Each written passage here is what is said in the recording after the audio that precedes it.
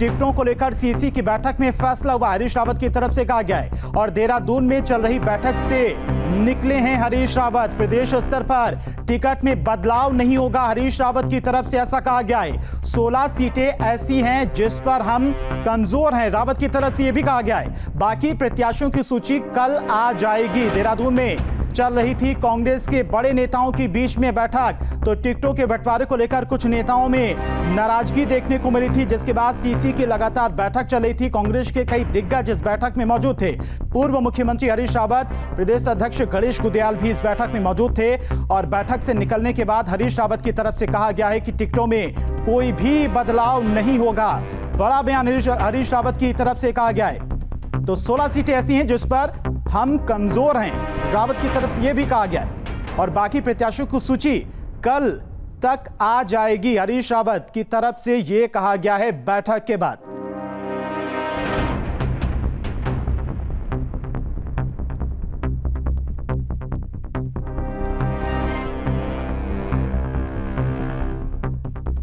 सारी सीटों पर किस स्थिति पर खड़े हैं उसका आकलन किया और मुझे इस बात की बेहद प्रसन्नता है कि हम लोग इस राय पर पहुँचे हैं कि हम अधिकांश सीटों पर, मैं ये नहीं कहूँगा प्राय सभी सीटों पर, हम अधिकांश सीटों पर चुनाव जीतने की स्थिति में हैं।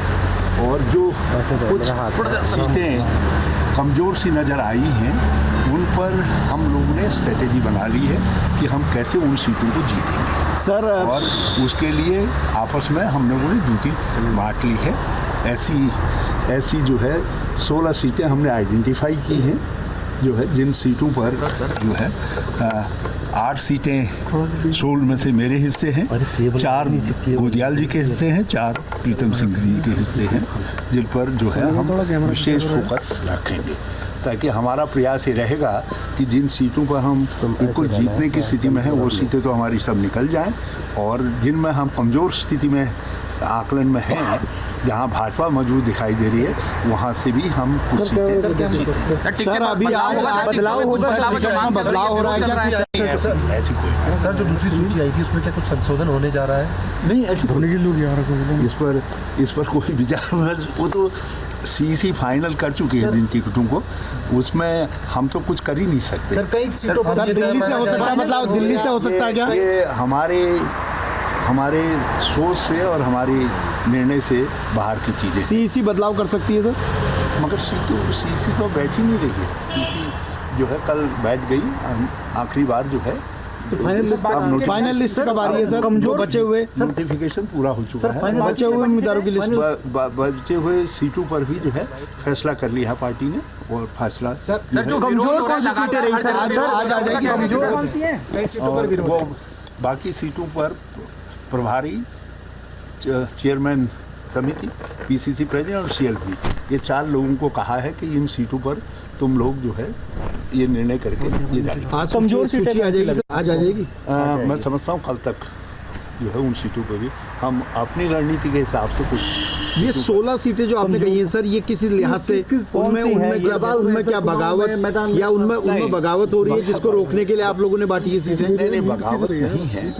वहाँ कुछ प्रॉब्लम्स, कभी कहीं कोई पार्टी मजबूत होती है, कहीं कोई पार्टी मजबूत होती है, कहीं जो है जो सोशल कंसिडरेशंस होते हैं उनकी भिन्नता भी प्रभावित कर रही होती है। तो उन सब चीज़ों को देखते हुए जो है हमने 16 सीटें आइडेंटिफाई की हैं जिन पर हमको विशेष फोकस करने की ज़रूरत है। और उनमें से 8 सीटें इन लोगों ने मेरी जिम्मे डाली है, क्योंकि मैंने इनसे कहा मेरे 4 डालो, लेकिन इन्होंने जो है 8 मेरे हिस्से डाली हैं और 4 दोनों लोगों ने अपने हिस्से में। सर ऋषिकेश, लैंसडाउन और यहाँ पे फॉर्मूला लागू रहेगा सर? अभी आपको तो पार्टी का फैसला है सर। ऋषिकेश, लैंसडाउन, कैंट, इनमें बहुत ज़्यादा विरोध होने लगा है, निर्दलीय भी उठने की तैयारी में करने लगे हैं। तो लोगों को जो आप सब लोगों की कृपा से जो है जो पुनर्विचार के समाचार छप जा रहे हैं, उससे कुछ उत्साहित होकर के लोग आते हैं। ये प्रक्रिया होती है और ये स्वाभाविक है। अंतिम दम तक आदमी जो है एक तरफ नॉमिनेशन हो जाते हैं, टाइम ओवर हो जाता है, तब भी आदमी अपील करता है, कभी अपने मन में करता है, कभी भगवान से करता है, कभी उसमें करता है। सर हर कार्यकर्ता के लिए ये लाइफ टाइम अचीवमेंट होता है। तो लोग रखते हैं बात। हाँ, जिसका लगा रहे सर आएगा सर नंबर हरक सिंह जी का इलेक्शन। आपकी सिफारिश क्या है? हमारी तो है सर। तो पूर्व मुख्यमंत्री हरीश रावत की तरफ से कहा गया कि सीटों में प्रदेश स्तर पर फिलहाल कोई बदलाव नहीं होगा। 16 सीटें ऐसी हैं जिन पर अभी निर्णय लेना बाकी है। कल तक उन पर भी प्रत्याशियों का ऐलान कर दिया जाएगा। बताया गया उनकी तरफ से कि 8 सीटों पर उन्हें निर्णय लेना है। बाकी 4 सीटों पर प्रीतम सिंह और 4 सीटों पर प्रदेश अध्यक्ष गणेश गोदियाल की तरफ से निर्णय लेना बाकी, यानी कि 16 सीटें अभी हैं जिन पर उम्मीदवारों का ऐलान बाकी है। और कहा जा रहा है कि कल तक वो भी सूची जारी कर दी जाएगी। हालांकि दूसरी लिस्ट जारी होने के बाद जिस तरह से कांग्रेस खेमे में नाराजगी देखने को मिल रही थी, इसी को लेकर बैठक भी देहरादून में चल रही थी। लेकिन बैठक के समाप्त होने के बाद मुख्यमंत्री ने साफ कर दिया है कि फिलहाल प्रदेश स्तर पर कोई भी बदलाव नहीं होगा। तो कांग्रेस में टिकट बंटवारे को लेकर जो नाराजगी देखने को मिल रही थी, उस पर पूर्व मुख्यमंत्री हरीश रावत की तरफ से बड़ा बयान आया है। कोई भी बदलाव नहीं होगा। 16 जो सीटें बची हुई हैं जिन पर अभी तक उम्मीदवारों का ऐलान नहीं किया गया है, वो भी कल तक जारी हो जाएगी लिस्ट। और देहरादून से हमारे संवाददाता सुरेंद्र हमारे साथ जुड़ गए इसी खबर पर तमाम सारी जानकारी के साथ में। सुरेंद्र, जिस तरह से दूसरी लिस्ट जारी होने के बाद कुछ नेताओं में नाराजगी देखने को मिल रही थी और माना जा रहा है कि इसी को लेकर देहरादून में कांग्रेस के तमाम दिग्गज नेता बैठक कर रहे थे, लेकिन पूर्व मुख्यमंत्री हरीश रावत बैठक से निकलने के बाद उन्होंने यह साफ कर दिया कि फिलहाल सीटों पर कोई बदलाव नहीं होगा।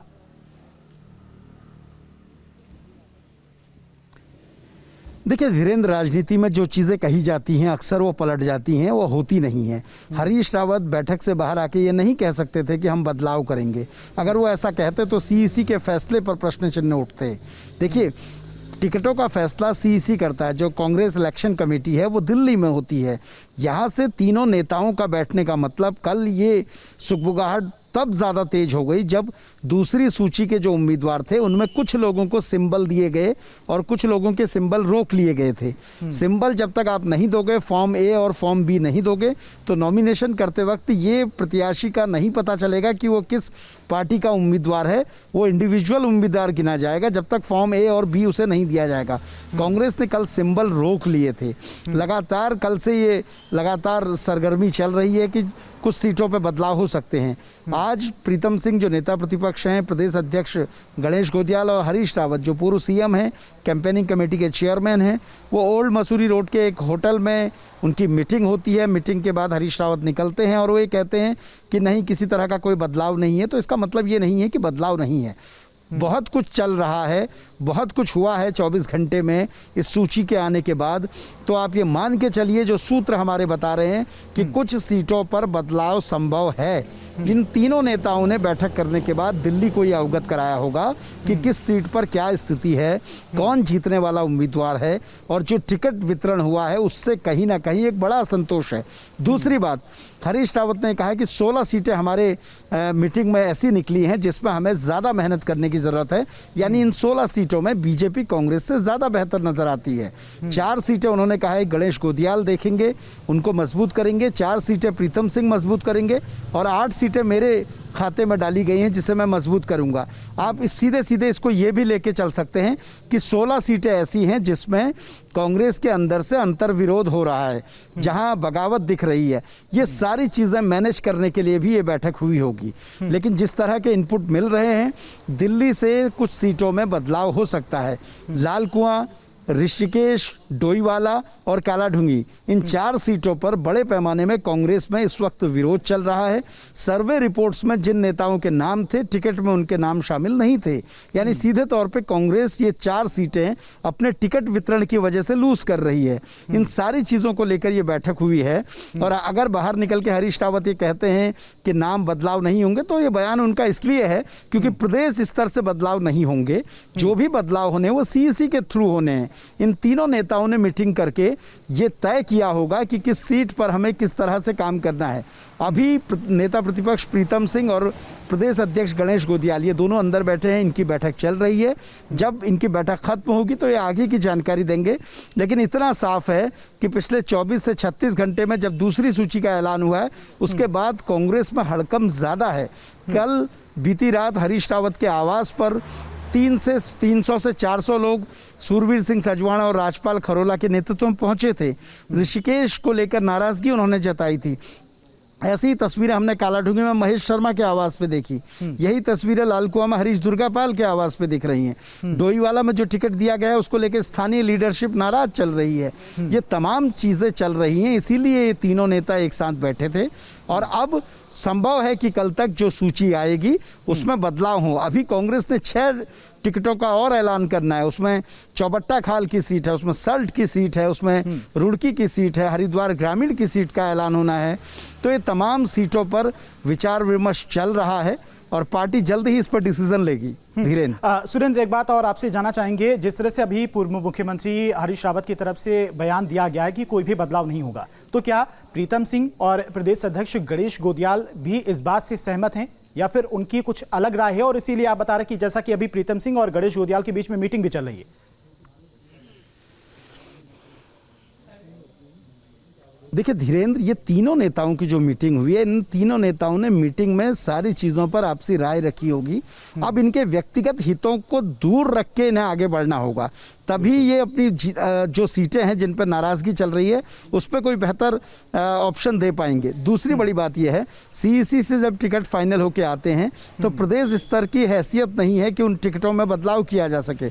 यहाँ से सुझाव भेजे जा सकते हैं, यहाँ से ये कहा जा सकता है कि इस सीट पर आपको बदलाव करना है वरना दिक्कतें हो सकती हैं। इन तीनों नेताओं ने इस बैठक के जरिए दिल्ली को ये मैसेज दिया होगा और सीईसी द्वारा वो तय किया जाएगा। हो सकता है जो 6 उम्मीदवारों की जो सूची आनी है वो 6 ना हो बल्कि वो 10 से ज़्यादा हों, क्योंकि कुछ सीटों पर बदलाव अगर दिखेंगे तो उस तीसरी सूची में बदलाव दिख सकते हैं। नामांकन से पहले कांग्रेस जल्दबाजी के मूड में नहीं है। हरीश रावत ने कहा है कल तक सूची आएगी, इसका मतलब अभी फिलहाल इस पर पूरी चर्चा होगी। लेकिन एक चीज़ ये साफ है कि हरीश रावत रामनगर से ही चुनाव लड़ रहे हैं। 28 तारीख को वो नामांकन कर रहे हैं। बाकी जिन सीटों पर विवाद चल रहा है उनको लेकर इस बैठक में चर्चा हुई है और दिल्ली से अगर कोई बदलाव होगा तो सबके सामने जल्द ही नजर आ जाएगा। लेकिन क्या सुरेंद्र, जिन सीटों पर विरोध देखने को मिल रहा है कांग्रेस के प्रत्याशियों की तरफ से टिकटों का ऐलान होने के बाद, क्या इन सीटों पर अगर अब बदलाव नहीं होता है तो कांग्रेस का बड़ा नुकसान हो सकता है चुनाव में?